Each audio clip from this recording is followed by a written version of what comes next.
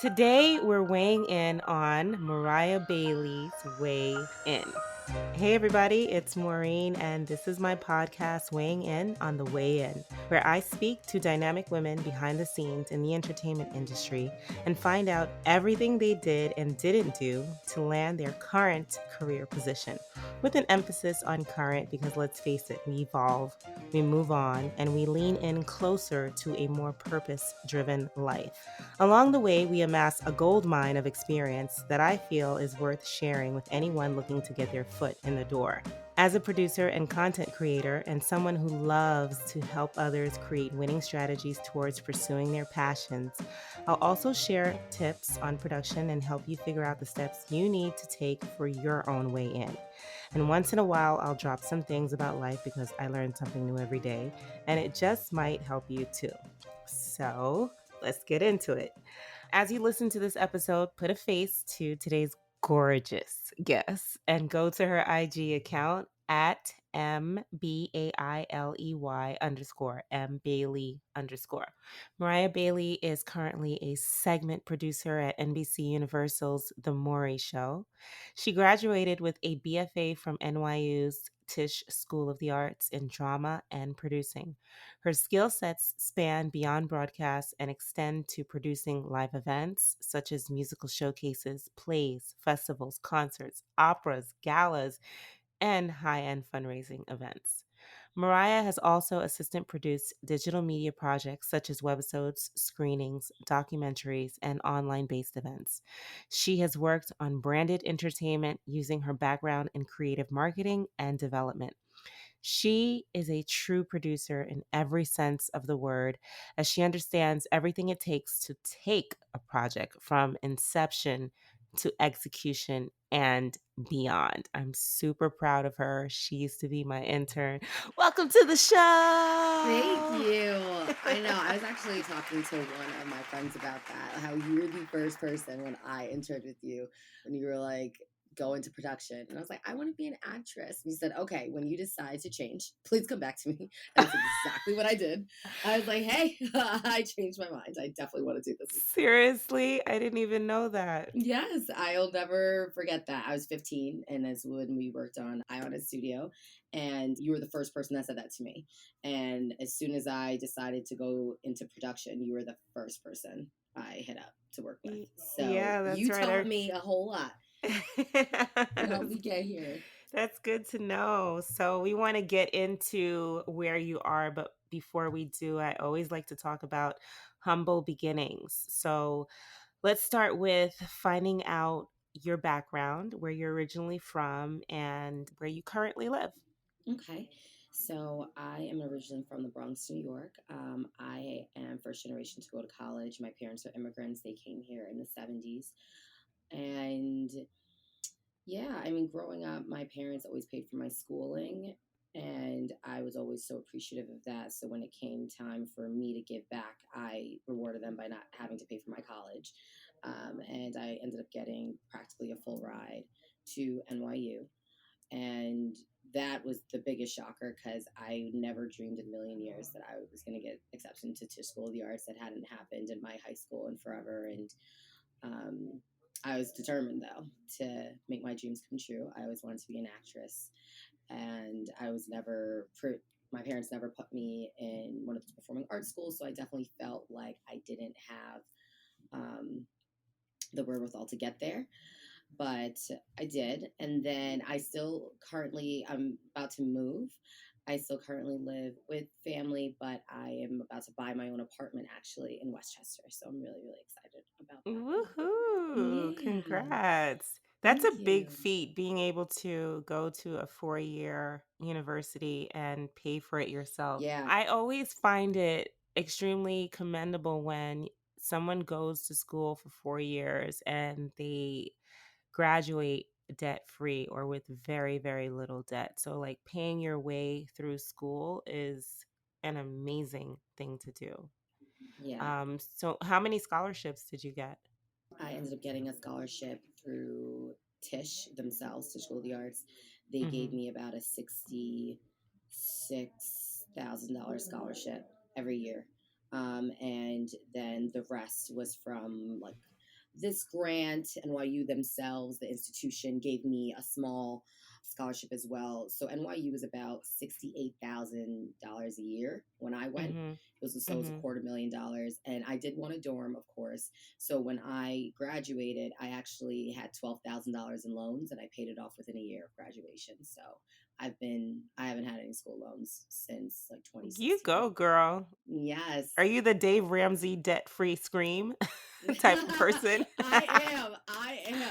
Totally. It's funny Woo! because a lot of people, they say, go back to school, get your graduate degree. I'm like, nah, not doing that. Like, guys, I you're feel playing. you. I feel you. Yeah, student loan debt sucks. But we Yes. won't get into that because that's a whole Right. other Right. podcast. Right. So and where are your parents exactly from? They're from Jamaica. Oh, okay. Parents, they were teenagers when they came up here. By the time they were 20 and 21, they had three kids, my elder siblings, and my mom. They came up here in the 70s. My dad came up here first, and he worked. He had like a high school education and basically built his own company from the ground up. And now my dad makes well over. I mean, I've never had to grow up per se struggling because of all the sacrifices my dad fortunately made before I was born. Mm-hmm. And I feel like, he really instilled in me that work ethic and that there's nothing that's impossible because again, he didn't have the education that he most people do. And he's been so successful in his life and in his business. Yeah, so that must be where your drive came from. Totally. And now you are a segment producer for what used to be called the Maury Povich Show, which is now Hmm. the Maury Show. I want to talk Hmm. about that, and Yeah. let's see how you landed there. How did you secure that? Even in school, because Tisch, it's so specific, I kind of produced everything. That's why my resume is so big because when I got into producing, I didn't really know what I wanted to produce, and Mm-hmm. I wanted to make sure my skill set was there.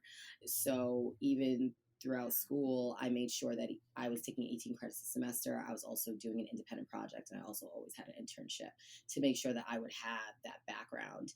And when I graduated, I had worked at a theater company for a few months, but I was applying for jobs, wasn't getting the job I really wanted. And Mm-hmm. then, literally 6 months out after graduation, there was this very silly job to do this administrative work at like Direct TV or something. And I was so upset I didn't get it, even though the Mm-hmm. boss said, you're so creative. This is not going to be fulfilling for you. I told myself, I need to attack this a different way. I'm not going to sit here and sacrifice my dream and my goals and limit myself. So what I actually did, this was before InMail was like blocked on LinkedIn. I took a cover letter version, like basically my cover letter, and emailed every production coordinator, lead producer, VP across Viacom, Yes. NBC Universal. A girl after my own heart. Yes. Yes, I just emailed anyone that LinkedIn allowed me to without, paying extra. And a couple days later, a woman had gotten back to me, a production coordinator over at NBC Universal. She's, Mariah, can you give me a call? I immediately did. She said, we are looking for production assistants over at the Maury Show. Is this something you'd be interested in? And I freaked out because at this point in my life, I still watched Maury so much. Like even in college, my friends used to crack up too. They were like, "You still watch this show?" So guys, be quiet. Don't ever disrespect my Maury. I need to watch this at 9 and 10 a.m. And I was I was floored. And I came in for the interview. And it's funny, me and Brandon ended up having an interview for the same day. But Mm-hmm. Brandon applied all the way in May. It was now November. And they finally got to his application. And I literally hit this woman up over LinkedIn, and I ended up getting an interview within a week. Wow. And it kind of shows you too, when you just apply through online, it has all those filters, and it'll just sometimes discard your resume. And I was like, Mm-hmm. you know what, I'm going to attack this a different way. So I went in for the interview. Next day I met Paul Fallhaber, and I freaked out when I met him too because I saw him on TV so many times. Then a Mm-hmm. couple weeks later, they offered me the position. It's funny because around the same time, HBO was trying to interview me. I was like made it to the third round of interviews, but I was like, let me just take this. I want to jump on this. And so Within 6 months of becoming a production assistant, I became an associate producer. And that kind of growth hadn't happened so rapidly in about 7 years. A lot of production assistants who were working here had to move on to other shows because they weren't given the opportunity to move up. And I was able to do it in 6 months. And then all the other production assistants that came under me the following year, there were three of them. I trained them to do the same exact thing. I trained them Mm-hmm. to train the others to do the same exact thing. And now I've been here since 2015. Now that's the standard. We want to train up our production assistants and give them more opportunities sooner, and not let talent, go out the door. Look at you. Yeah. You said a lot. Okay, so wait, you have to pause so I can rewind. Sorry. First of all, I love the fact that one, you where there's a will, there's a way, obviously. And you were like, okay, well, if this way isn't working for me, what is my way in? Which is what this podcast is all about, figuring out, you figured out back door. You're like, I'm gonna email these people and Yeah. message them. Yeah. Talk to me a little bit about what exactly that entailed. Like, what was the messaging that you sent? So let me see if I could even try to find it. I was applying to a whole bunch of different jobs and I Hmm. had my cover letter. And so I tried to make it a little bit more personal, but still included all of the skills that I would in a cover letter. Basically, while you're looking for that, for people who are kind of just getting out of college and they may not necessarily know the direction that they should be going in or want to go in, let's say they take this route and they don't really even have any experience on their resume. Your resume was built out with what you did at Tisch, correct? Yes. Okay, and so that's what you used to combine with your cover letter. Yes. When I reached out to people, I introduced myself. I said, listen, my name's Mariah Bailey. I'm a recent grad from Tisch School of the Arts at NYU. First of all, thank you so much for the connection, and accepting my in-mail. I see that you're a production coordinator at NBC, Viacom, wherever it may have been. And I'm really interested in being a production assistant or coordinator for them as well. And I was just hoping that you could give me some insight on how I can go about doing so. But first, let me tell you a little bit about myself. And then I included everything that I would practically include in the cover letter in Mm-hmm. my history over the past few years. I've been producing X, Y, and Z, and I've experience in development, marketing, production, post production. I've worked on a webisode series, scripted, et cetera, et cetera, et cetera. And then I went more into my actual skill sets, like what would be on a resume. Mm-hmm. So letting them know that I've experienced putting together and managing schedules and logistics, researching and booking talent, managing clients and artists' needs, creating and managing timelines, that kind of stuff. Then I ended it with, I'm looking for any entry level or junior job within NBC. Again, any advice whatsoever would be incredibly helpful and appreciated. Thank you again for the connect and taking the time to read this. So I didn't really ask for a job. I asked Right.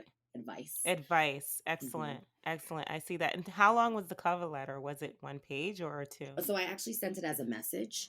Okay, yeah. So it ended up being one, two, three, four. 4 paragraphs. Okay. Yeah. That is such a great choice that you made instead of waiting for someone seeing your resume through the LinkedIn black hole, which is what I like to Mm-hmm. call it. Although I Mm-hmm. got a job from LinkedIn, but I honestly, when you're sending out your resume, you kind of feel like, will anyone ever see this? You Exactly. just never know. So for you to decide, well, I'm going to send them a message and just ask for advice, and boom, that's how you were able to be seen. And then here you go and you get a job. Yes, I know. It's so crazy. It's And so then, crazy. okay, so you find yourself at the Maury show as a production assistant. I know you're there now working. That's why there's some background noise. But you find yourself there and you do so well. So talk about that. You do so well, and then they basically promote you before you become this example for everyone else that comes after you. Yeah, so I knew that I wanted to be a producer and I accepted that I needed to become a production assistant first, but that was never the vision. That they kind of have that saying of you dress for the job you want, not the job you have. And so I said to myself, I need to think in terms of the job I want. And so the goal is to be a producer. So now we got to work backwards. What do I got to do to get there? So apparently I got to learn how to do all this stuff right that a production assistant would do. I got to learn how to book. I got to learn how to book well. I got to learn how to book stories. I got to learn how to write scripts, do interviews, all that stuff. So I took it upon myself to do Okay. it Okay. in as little time as possible. That I so just like hit the ground running of, okay, I don't need to take a year, and a full season in order to learn how to do this. I'm going to kick my butt, and I am going to ask the producers, hey, can I sit in and listen to you book? Do you mind if I have a little bit of old cart?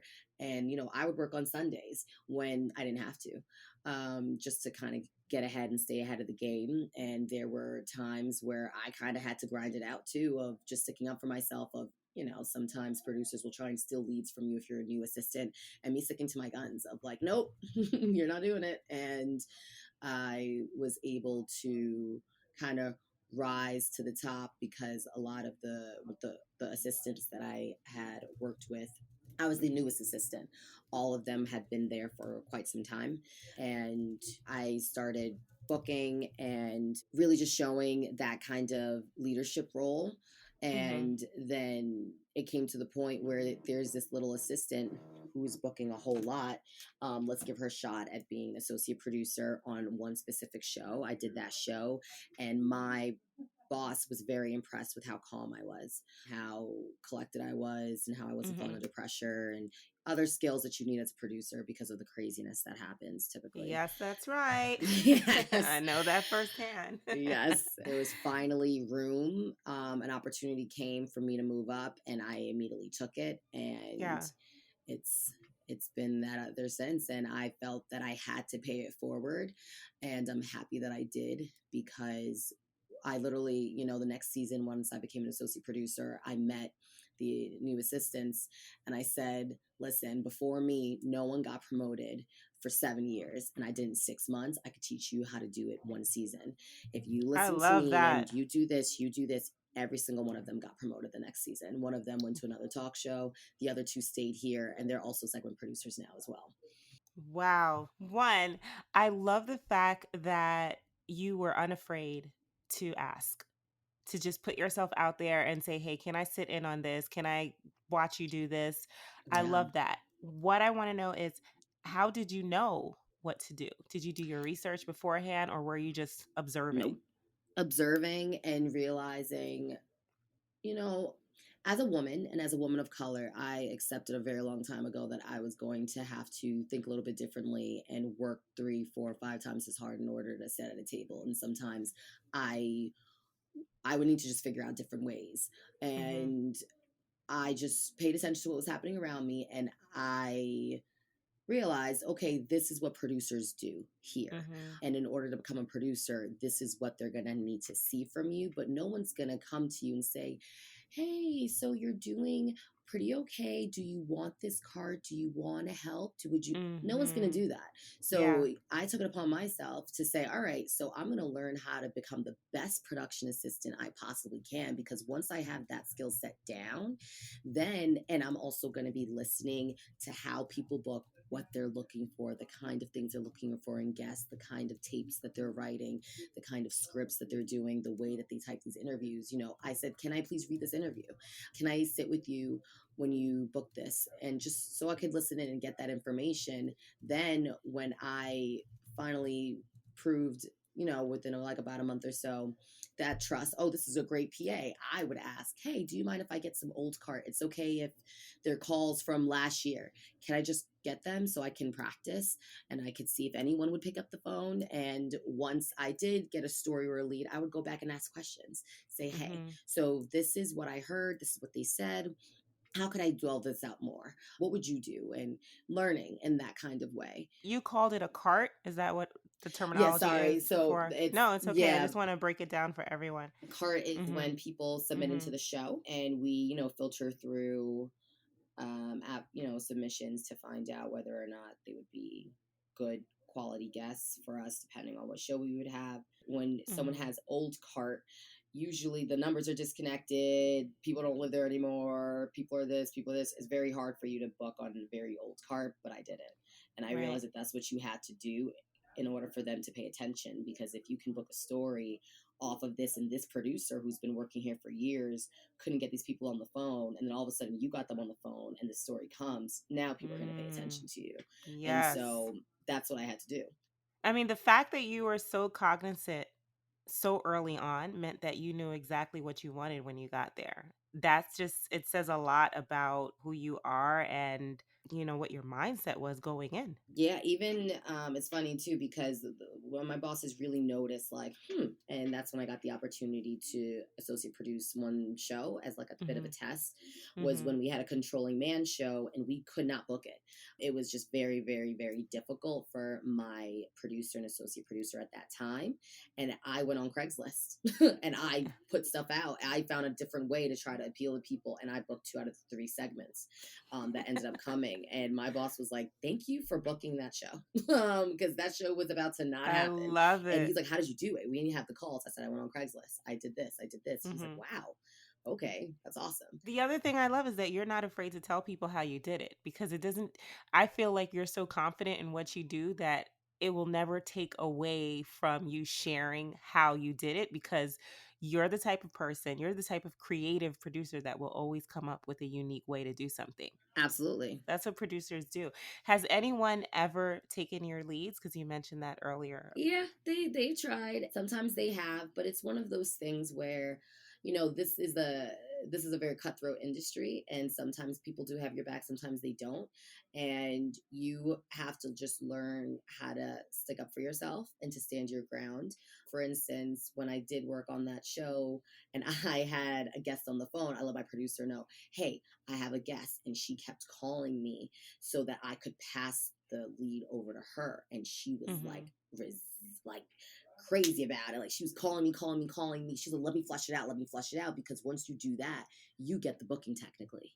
You get the booking Okay. credit. So I felt that no, I found this lead, in my Mhm. creative way. And so it was funny. So she's like calling me, she's IMing me, she's texting me, and she's just like, "Push them through to me, push them through to me, push them through to me." I was like, "No worries." And I'm writing as fast as I possibly can because to Mhm. flush it out. Because I know at some point she's gonna get really pissed and walk Now, over. so what does flushing it out entail exactly? So we can kind of understand Okay. you're trying to do this while she's trying to get it from you. Basically, I got them the potential guests on the phone, Okay. and I explained to them, "Okay, yep, I put out this ad because this is the kind of show we are doing. Is this something you're interested in doing?" The guy and girl said yes at the time, and so flushing it out is getting their story. Okay. So what's your story? What is, the where, what, when, how, whatever the case may be, and then doing basic legal and medical questions with them, and to make sure that they're cleared enough to come out to the show. Mhm. And so while this guy, obviously sometimes when you're fleshing out a story and you're trying to listen to these people, it takes anywhere between 10 to 10 minutes to an hour. It depends on what the story is, depends on how much they're Right. talking. And so she was trying, once this person had just agreed, she just wanted me to pass it over, Mhm. period. And I was like, no. And I was pretending to not have her call, like, and but So so she's calling me, she's IMing me, she's like, pass them through, what are you doing, blah blah blah. And I was like, she's like, "I need to flush it out, let me hear them, thank you for getting the lead, but that kind of thing." And I'm ignoring her, mhm. and I'm like, "Yeah, so tell me a little bit about your story." And I'm rapidly fire writing them. And it was like 5 or 6 minutes because I knew she was going to get up. A Right. couple minutes went by and she finally got a little frustrated and she said, "I told you to pass them through to me, for me to flush it out." I was like, "No worries, I did it already." And she was so mad. And I passed them through. Wait, is this person still there? Technically, but I don't know if she remembers. Oh. Um, to be honest, but it's okay. Like I love her. It's Okay. so fine. Maybe she thought I was gonna mess up the story because I was newer and I hadn't worked on a controlling man show. But I know story. It's like what? No, it's fine. I knew what I was doing because I already prepped myself in a way that she didn't know. She didn't know that I was like listening in on people. She didn't know that I was trying to book already. She didn't know Mhm. that this was a goal that I was already doing and working towards. So, yep, I passed it over to her and I got the booking credit. And I mean, she was happy with it too. She said, immediately she came back, she said, "Yeah, sorry, I just wanted to flesh it out because I just wanted to make sure. I didn't know if you knew exactly what we were looking for." I was like, "Oh, no, I got it." I knew what we were looking for. Um, I love your but yeah, confidence. no That's so worries. great. Like you did not Um, walk into that job timid. You were like, I know what I'm no, coming you for. can't. So what talk to me, what is the environment like over there? Like so you're like this new production assistant back then and then leading to now. Overall, my coworkers are awesome. But back then, to be honest, when I first came in, the production assistants at that time were not supportive in any way, shape, or form. Mhm. There was a lead production assistant who I guess she was up runner up next to become an AP, and I came in kind of storming hard, charging hard. And the culture of the PAs back then was to hate the job because the job was very stressful. Mhm. And I chose not to. They wanted me to Mhm. complain, and I chose not to. They wanted me to take shortcuts, and I chose not to. They wanted me to, you can come in pre-pro day with. Pre-pro day is the day that our guests fly out here. We do lie detector tests. We do tape pieces. We get them fixed up with our stylist. Like that's when we're meeting our guests and filling out all the paperwork. So that's like anywhere between a 12 to 17-hour day. Mhm. And I said, no, I'm coming in dressed and nice, and I'm not going to use the excuse that I was up all night the night before, because who cares? Right. Like, what? That's your job. Right. Right. Who cares? Right. Like, of course, being a PA is very, very hard. That's why you don't want to be a PA for long. I'm not. That's it. Uh-huh. And when I was kind of breezing past them in the booking aspect, one of them was supportive, and she's great, and she's still here today, but the others were not. Right. And they ostracized me. They chose not to speak or support me. So they felt intimidated Oh basically. yeah, and made it seem like, I was like, I don't know, I don't really care. What I Right. started doing when they did that, I was actually secretly grateful. I said, great. So this is going to give me an opportunity to actually befriend the producers, because those are the people I want to be like anyway. Right. And you know what I mean? I want their job, so I don't really care. And I kind of use that to my advantage. They're like, you're not going to go out with the PAs? No, no one invited me. Oh my gosh, come out with us. Awesome. Went out with them, befriended them, and I learned their language, how they spoke to each other, the way they carried Right. themselves, what they were looking for in their team. And that I infiltrated that 100 million%. That is so And great. even, And you're so young. You're only 26, right? yes. I love that. Did you not want to say your age? No, yeah, that's fine. I don't care. Oh, okay. Even then I was super young, and it's funny because you if you want to sit at the table, you kind of have to play the game. And a lot of my producer friends, they were so shocked. They were like, you're 22? I Mhm. thought you were like 27. Like, not in because of the way I looked, just the way I carried Right, very myself. maturely. Yeah. And now, going through the years, I'm someone, I am more than happy to Mhm. help anyone. I'm not someone, even if I have a lead, if I have stories to help out other people, I don't hog my stories, so that they can come on my specific show, and so that my specific show can be great. I'm not that kind of person. I believe in karma.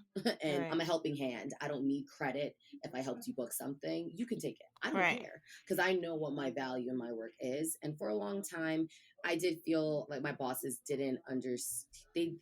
They appreciated me 100%, but I did feel a little bit overlooked with certain opportunities. And now I don't in any way, shape, or form, because they realize now that I'm about my business. And for, sometimes it's a popularity contest. And me, I'm not here to stroke your ego Right. and make you feel good about yourself to a certain extent. I'm here to do my job, and I do my job very well. And so for a while, I was like, I'm up for that challenge. It's fine. I had the highest booking count. I'm usually always the highest booking count in my office. And my bosses started taking notice to that when the different stories, like digital media segments, came up. One I produced, was different, very different from the regular Maury brand. They thought that, worried, oh, we didn't really prep you to know how to produce a show like this. I was like, I got it. Like, Mhm. I know what I'm Mhm. doing. And it ended up being great. It was a segment all about these two twin sisters who were born women. They're transgendered Mhm. now, and they talked about that they actually face more discrimination being seen in the world as Black men than they ever did becoming transgendered. Mm. And so that was a conversation. And I was like, this is something that I don't know, I connect very well with. And it ended up being fantastic. That's amazing. You've been there 4 years now? Since 2015, 5 years, five Okay. years. This is like my fifth or sixth season, I think. How were you so sure about what you wanted? You're 26 years old. I can say that there are two types of millennials. I'll consider you a millennial. There are Yeah. those who know exactly what they want and they're just killing whatever industry they're in, whether it's the digital industry and generating money from that. And then there are those who just have zero clue about what they want to do and are kind of just floating through life trying to figure it out. How are you so sure? Well, I did that. I really wanted to be an actress. And when I got accepted into my studio, I got accepted into the experimental theater wing. So at NYU, when you audition, there are 7 different studios that you can possibly get trained in. And depending on your audition, they'll place you in the studio that they think will best suit you. And I was lucky and I was so happy. And to this day, I'm very blessed that I got accepted into the experimental theater wing because we created our own work. And that's the way it was physical acting training. But instead of, doing like a Meisner technique and sitting down and reading a play, a scene, and analyzing it, my studio, they said, read this scene, pick 3 words, and you have 10 minutes to create a 5-minute skit that has a change. It has a heroine. It has, you know what I mean? Like a random thing. And so I was constantly creating work and I became so much more attracted to the creation of work. And I'm someone that I don't need my face to be famous. I want my name to mean something. And I who took a studio on screen studio acting class. And NYU, the reason why it's so expensive is because celebrities are our teachers, literally Right. celebrities. And there was one manager who represents a lot of A-list actors who straight up said to me, listen, you will easily get a manager once you graduate here because of the way you look. Mm-hmm. And that didn't sit right with me. I Mm, had friends who were dropping out of school just to save up, go back home, save up money just to come back to Tisch. Tisch was $250,000 in 4 years, and you're sitting here telling me because of the way I look, I'm gonna end up being great. These looks aren't gonna last. I felt like that's something that needs to change, and that's something. The way women are looked at, the way even auditions are held, like they have to scan you up and down like you're a car.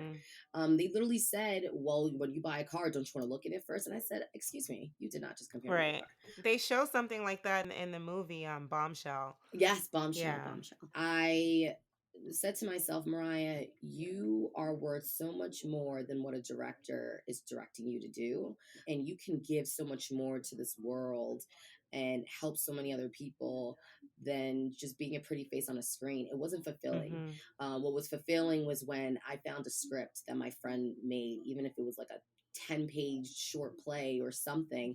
And I said, hey, do you need help putting this up? Let's put this up. Mm-hmm. Let's do something with Mm-hmm. this, and connecting them with the right people and creating a team and then seeing this work, this creation come to life because I always had a vision. It was in that acting class too.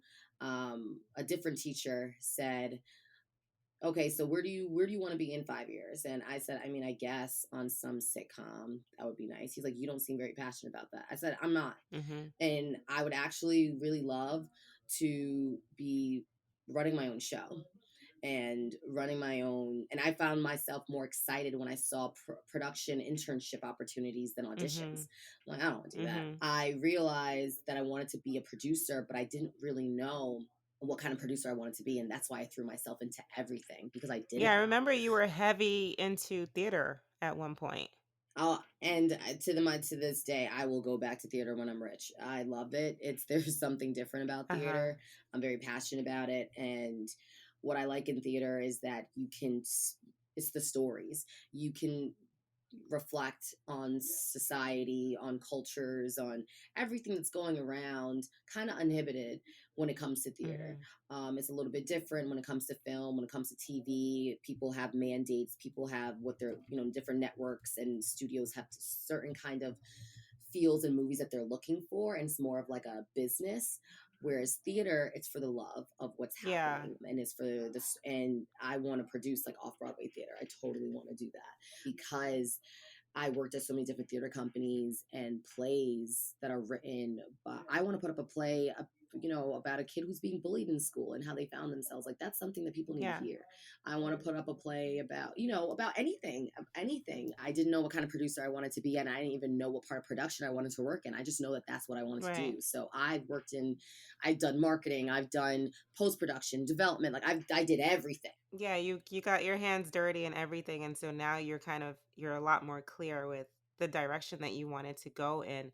So, when you talk about wanting to put up a play at some point, when do you think that will happen, and are you also writing? I always put up plays. The last time that I actually did it was a couple years ago. It was a folk opera. It was amazing. It was this girl that I had met at actually an internship. She wrote this beautiful play, and the music was fantastic. And I asked her, have you done anything with this? And she said she did a couple staged readings. And I told her, I was like, listen, do you mind if I read this script? I would love to tell you a vision that I would have for this. I told her my vision. I wanted to we ended up putting it up in an off Broadway access theater, an off Broadway theater for 2 weeks. I had a 2 week run. It was about 60 seater. I got editors in there. I put together her entire team. We did casting. In order to promote for the show, I booked up a few venues in the city for us to perform music. And so like that's what I do. I don't really want to Yeah. write. I have Yeah. before. I've written a few plays and put them in festivals along with some other artists, but I'm not really focused on me. I feel like my skill set and my talent is seeing. Yeah, putting everything together. Yeah, you're a true producer. True producer. Yeah, like that's what I love. Yeah. It's like I want to see your script and I want to bring life to this. I want to bring you your vision kind of Right. So thing. you have no desire to be an actress then either. Not Okay. really. It's funny because a lot of people are like, "You need to go back to acting," and I'm like, "Ugh, no, like I don't know. I've done on camera stuff. I wouldn't mind doing on camera stuff, Mhm. but like everyone says too, you need to be a host of your own show one day." And I'm like, "What? I don't know if what I have to say is that interesting. I don't know. I'm just like not that interested in myself personally. I'm interested in like other people and like helping other people and but no, I've done stuff like to help friends out, but I don't see myself ever auditioning for Right. anything. No. Where do you see yourself in the next 2 years? In the next 2 years, I either want to be working in digital media, specifically with a place like Condé Nast. I've worked with them before. And what I like about them is that there's just a little bit more creativity with working with brands like GQ, Allure, Glamour, and creating original digital content for them. But Maury, I know he's 81, Is he? 82. He's so old. Oh my gosh, he's so old, but like not old at heart. He's so sharp. Yeah. It's insane. I'm like, you remember more things than I do, Maury. How? He's so sharp. We have guests sometimes who are 30 years younger than him that look older than him. It's I didn't even insane. realize he He was that is age. Yeah, incredible. that's great. Yeah, he's incredible. He's a fantastic boss. And I think he only has a couple years left. And I know that now at this point, I can do this job in my sleep, Yeah. to a certain extent. Yeah. And I might ride out the wave where right now, in the talks of getting picked up for another 2 years. Mhm. And so it's either going to be digital media or I'm going to be finishing up here. It's Okay. going to be one or the other. Is it more Yeah. female based at the Maury show? Female Yes. producers, 100%. production assistants? A lot of female producers. Okay. Yes, a lot of production assistants. It's funny because it comes down to at least women in this field, the skill sets for them is that they're usually a lot more patient. We Okay. don't get hot headed. We don't get, if a guest is giving us crap at 3 o'clock in the morning, sometimes a guy will be like, screw this. Like, I'm not doing this, like kind of thing. Like, that's been our experience, Mhm. at least Mhm. when we have hired guys. But Mike works here. He's a great producer. We definitely have guys that work here 100 million%.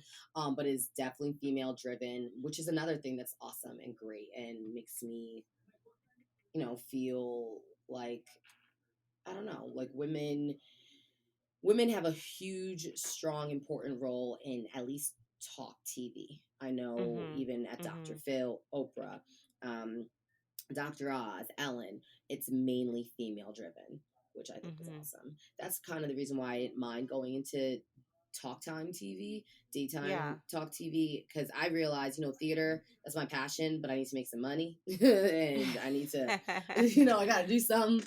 And I like that in talk TV, there's a lot of women.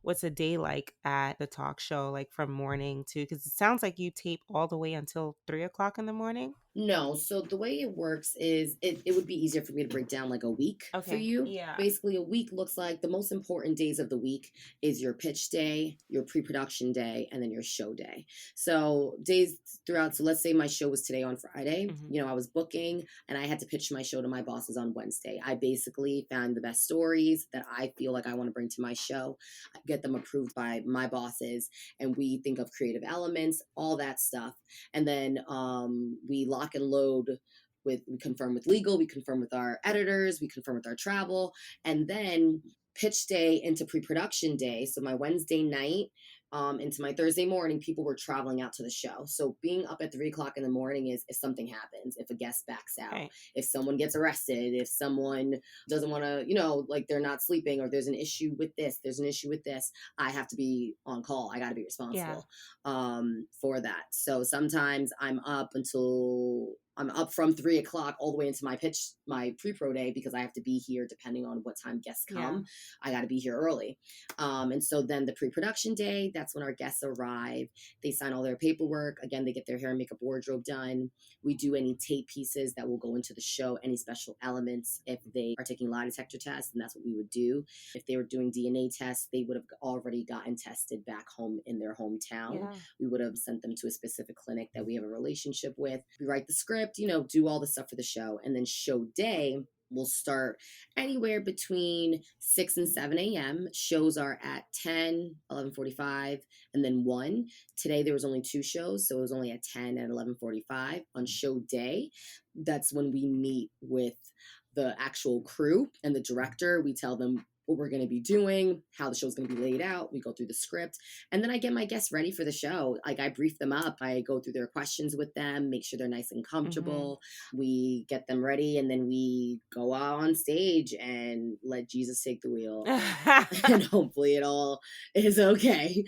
Yeah, do Um, you ever go through that feeling? I know that me as a yeah. producer, like if something goes wrong, it's like everything kind of falls on your shoulders because you're the one basically Hmm. making it happen as a producer. You're bringing Hmm. everything together, you know? So, Yeah. how do you deal with that? Like if something goes wrong, where do you find your zen?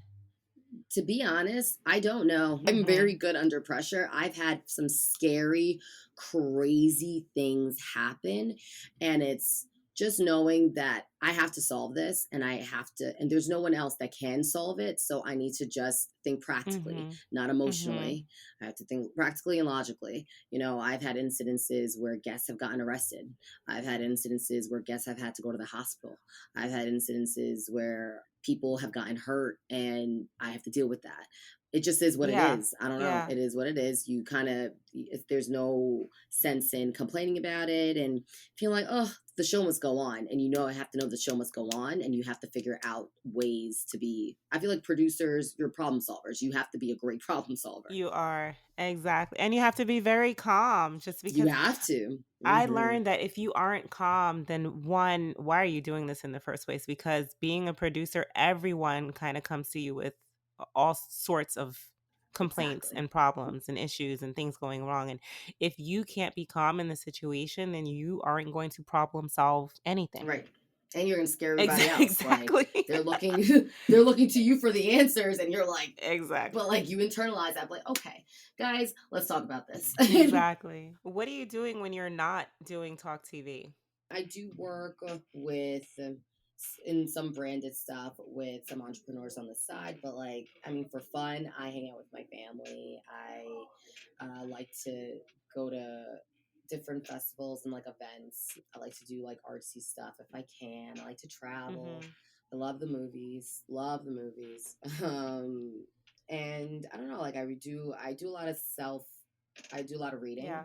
and I feel like that's where a lot of confidence comes down to too. Instead of reading psychological thrillers, I really started reading self improvement books, and that just instills in you a different kind of Yeah. mindset. What keeps you motivated? Knowing that I need to take care of my parents in a few years. My parents, they they did amazing jobs, but they do not.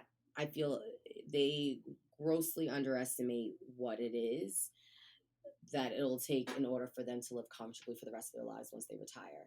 Um, Hmm. and my parents took care of me and my siblings, and I'm determined to take care of them, but not in a way of you're going to be in some nursing home or you're going to be struggling or you're going to like live an okay life. Like, no, I need to take care of you. My father right now, he told me what's in his retirement, and I'm like, that's going to last you like 2 years. What are you talking about? He's self-employed, and my mom, even when she talks about what she'll be getting a month, and she's so complacent with that, and they're not as financially literate as I am because I took it upon myself to go to Barbara Clark at her event, and I'm not okay with my parents living all right, Yeah. because if it weren't for them and their sacrifice, I would not be where I am today. Yeah. So it's really taking care of my family, and also just knowing, I always told people from even being younger, I'm going to be rich when I'm like 35, Yes. right? And they said, well, if you're going to do it in entertainment, you can't do it by yourself, or you need to marry a rich man, or you need to it's always a man. Like, that's what I was told my whole life. That's crazy. And I'm determined to, no, I don't need a man Right. in order to achieve certain financial goals. No, you need to Why? have your For head what on your reason? shoulders and you have to be driven and focused and not be distracted. And people told me, well, if you're going to be an actress and you want to live the lifestyle that your father made you used to, you're going to have to marry a man with money. First of all, who said I'm getting married? I don't like everybody putting all that on me. That's number one. And number two, I do not need a man. And it's funny because my dad, when I was younger, he instilled fear of boys in me by like making me watch like Lifetime and like Maury, which is actually kind of funny. But like this is what men do if you let them take care of you. Like, they'll do this, X, Y, and Z, mistreat you. Like, your dad is the only one that needs to take care of you. And that's how I really feel. Like, no, I can make my own money. I can make my own way. I don't need a man to get me in any job. I don't need, just being self-sufficient and making people know, and being that example of knowing you don't need, if it's going to take hard work, if you're not willing to work hard, then no, you're not going to accomplish your Right. goals. But I know where the kind of life I want to live. And you know what you want to provide to your parents, because West Indians, we don't do nursing homes. No, that's not My parents are happening. West Nothing Indian too, nursing from home. Haiti, so we don't do nursing homes. Oh, Yeah, nice. yeah. Yeah, we don't do that. I need to hire an at-home Care attendant. aide, Yeah, care attendant. But my parents, what I love is that my dad, with the way he grew us up, he said, "Listen, I did for you guys what I didn't have, and I'm doing this, and I'm setting the standard so high so that when you have kids, you can make sure you do even more for them." yeah, And that that resonates in me in so many ways, because of my dad. I've never I've never really known struggle because of my yeah. dad. My parents did, and my siblings did. I was born like 20 years later, literally. Okay. And my parents were in their late 30s when they had me. So I grew up in a very different way. And to live up to that, I need to make some money. And I need to make sure I'm focused. And I need to make sure that I practice delayed gratification. And not many of my friends are able to buy an apartment at the age of 26 and pay off all their loans. But I'm not able to go on vacation as much as they do. Right. You have different priorities. Yeah. And you're also blessed to Yeah. come from such a supportive family that taught Yes. you, what it meant to be focused on your goals and to not just, flow with the wind in life. Right. Um, so I want to get to some rapid fire questions. This is such a great interview, Mariah. I've Oh, always known that you were committed and driven, but just to hear this I'm so proud of you. thank you. Well, you are the one that brought me up in that. Seriously, like, a lot of my very good skill sets came from working with you, and it's just because you just trusted me. And so I was like, oh, she trusts me. I got to do it. I did because I saw it in you. I definitely saw it in you. So just to hear it now I mean, we haven't connected in so long. It's really great to see, how far you've come, and hearing this, I know that you're going to go even further. So I'm excited to see what the future holds for you. So now let's get into some rapid fire questions. So you got to go quick. Okay. Are you ready? I am ready. All right. So name 3 of your favorite apps. Ooh, 3 of my favorite apps. Like any app? Any app. Oh my gosh. I guess Instagram, Facebook, and oh my gosh, this is a lot of pressure. Instagram, Facebook. I don't know, LinkedIn. I guess those are the apps I'm usually That's on. funny. I'm So, surprised Facebook. I am hardly on Facebook anymore. Who would you love to collaborate with? oh my gosh, Ava DuVernay, Yes. or the one I can Shonda Shonda Rhimes. Rhimes. Yes, Yes, I love her too. Shonda Rhimes. Okay. What's your dream project? Well, my dream would be is to be like a Broadway producer. I would love to be a Broadway Okay. producer and be able to be self sufficient in that way. Love it. Okay. You're on a panel with four other powerful women. Who are they? Oprah, 100%. Mm-hmm. This is going to be, you're probably going to laugh at me when I say this, but Maxine Waters, No. Michelle Obama, Yes. Michelle Uh-huh. Obama, and Ava DuVernay. No, those are great. That's a good panel. Thanks. Hmm. Most famous person you've ever met. Besides like Maury, Jerry Springer, Steve Wilkos, probably someone that I geeked out at. Mm-hmm. James Franco, like when I was in college, Okay. I was about to pass out. Oh Oh, gosh. Okay. Whose success story inspires you the most? Oprah, Okay. honestly. Favorite quote for the new decade. Practical dreamers never quit. What creative thing, I like that. What creative thing aren't you doing right now? It's actually, there's been this book that I've been sort of writing for like years. Mm-hmm. I've been a published poet before, like when I was Yeah. younger. And there is this book that I am trying to write. It's called Dear Jacob, and it's basically about a letter from a mother to her son who unfortunately Mm-hmm. died, and her explaining her whole life and why he ended up in the way that he did, but all through poetry. But it would read like a Oh, I novel, love that. basically. I'm looking Yes. forward to reading that. All right. What's your dream job? My dream job is to be a writer producer for HBO, Love it. honestly. What song plays on your sets? What song is playing in the background before all of the guests get on stage and everything starts flowing? It's actually funny. We like to hype up our audience, so it is always a party. So Mm-hmm. it is like reggae Mm-hmm. music, or it's like the latest hip hop song, like anything to like get you moving out of your Okay. seats. What food do you desperately need to have on set? Oh, I can't have food on set. I could do at all. I could do water. That's about it. Cannot have. But backstage, I always secure a sausage, egg, and cheese sandwich constantly. Okay. What book are you reading right now? Don't Eat the Marshmallow Yet: The Secret to Sweet Success in Work and Life. It's by Ellen Singer and Joaquim de Posada. Okay. Who would you love to sit down with and have a conversation? Like anyone ever, Anyone ever. probably the Obamas. Good choice. What is the newest thing you're learning? Newest thing I'm learning is if you don't have a why, nothing you do matters because you won't do enough to get to where you're trying to go. And if you don't have a clear goal, or a clear direction, you're not going to go anywhere. Love it. That's one of my questions, but we'll get to that. What's the last lesson you learned? The last lesson I learned was you you're going to get farther in life uplifting others, not forcing your opinions on others because you're trying to look out for them, but allowing people to grow and be in the way they are, and loving them wherever they're at, no matter what, whether it's friendships, relationships, work relationships, because it also kind of gives you internal peace for you to not be so aggravated of, listen, I told you this Oh my before, God. or come on, let's do this, and just, it's okay. You and I are so alike, it's ridiculous. Yay, I love that. Crazy. Oh my God. Okay. How do you unplug?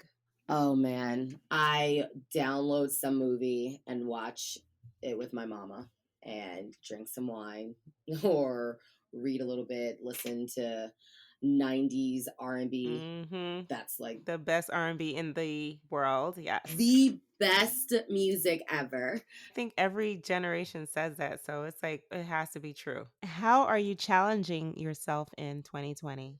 Not giving myself a break in the respects of, I read The Compound Effect by Dale Carnegie a few months ago, and it's all about doing little habits constantly. And one of the great chapters is, when you're going back to the gym, for instance, you're going back every day. And then all of a sudden on the sixth day, you're going to the gym, you're tired and you think you deserve a break. No, you don't. You don't. Keep going until you achieve that goal. And so I've learned, yeah, sure, Mariah, you've accomplished a lot, and sure, be happy and be proud of that, but you haven't arrived yet. So don't for one second think, oh, you're tired this weekend, you want to watch Netflix. No, you can go be productive in so many other ways by secure, because the more work you do now is less work you got to do later. Yeah. So don't take a break. Yeah, you're tired, great. So when you are financially free and independent in 10 years and not in 50 years, you could sleep then. It's that 1% difference. I want to be that example. Last question. What's your advice for the ultimate way in? Don't quit. Once you quit, you lose. You don't lose by failing. Failing is great. Actually, the most successful people have failed dozens and dozens and dozens of times. But it depends on how you see it. When you fail, you learn something. You're supposed to learn something. You only really fail when you quit. Grind it out. And if things seem hard, they're supposed to be, that means what you're doing is worth it. And just making sure that you're always constantly learning. Never think that you've learned everything that you can possibly learn. Never think that there's one way to do something. Never think that just because everyone else is doing something, you should do it. If everyone else is doing something, do the opposite. Right. Because you don't want to be average. You want to be that 15% who thinks differently, because those people who think differently live differently. They accomplish differently, and even within themselves, of their spirituality and being at home and at peace with themselves. Don't compare yourself to others. If you have a dream, if you have a vision, if you have a goal, you gotta set up some tunnel vision for yourself and focus on that. And that's it. Work backwards. So if you want to be a chef, okay, you want to be a top chef in the world. How do you get there? You know that you're going to have to go to culinary school. You're probably going to have to work in a few restaurants. You're probably going to have to go abroad. You're probably going to have to enter into competitions, and then start doing those little tiny things in order to get you there. But don't think that you're going to be the most profound chef in the world when you've only done half of the things that you know it takes to get you there. So never having that sense of entitlement either, and really dedicating to putting in the work and not wanting a whole lot for a little. Yes. Putting in the work, which is exactly what you've done. And this is such a great conversation, so much insight. No problem. Thank you so much. Thank you.